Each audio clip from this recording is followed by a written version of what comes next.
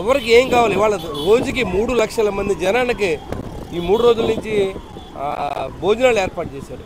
ఇవన్నీ కూడా ప్రజల సహకారం, పార్టీ సహకారం, అందరూ కలిసి ఇవాళ పనిచేస్తూ ఉంటే జగన్మోహన్ రెడ్డి వచ్చి ఇవాళ నిన్నటిదాకా నువ్వు నీటిలో ఏం తెగలేదు, ఇవాళ ఎలక్షన్లో ఓడిపోయేటప్పుడు ప్రజలు గుర్తొచ్చారా? నిన్నటిదాకానేమో మన పరదాలు కావాలి, పచ్చకోట్లు కట్టుకోవాలి, లేకపోతే చెట్లు నరికేయాలి. ఇవాళ ఎందుకు వచ్చావు అని అడుగుతాం. ఆ రోజు లేని ఈ రోజు ఎందుకు వచ్చావు నువ్వు? నేను ప్రజలను ఆదుకుంటాను, నేను బాగా ఏం చేసావు నువ్వు? ఆ రోజు ఏం చేసావు? అధికారంలో ఉన్నప్పుడు ఏం చేసావు? ఈ రోజు ఏం చేయబోతా ఉన్నావు? వాళ్ళు నీకు అధికారం కోసం ఎంత కిందకైనా దిగుతాడనేది జగన్మోహన్ రెడ్డి ఉదాహరణ. అది ఆ హెలికాప్టర్ స్థాయి నుంచి ప్రజలు తలుచుకుంటే నీటిలో నిలబెట్టారు 4 అడుగులు నీటిలో.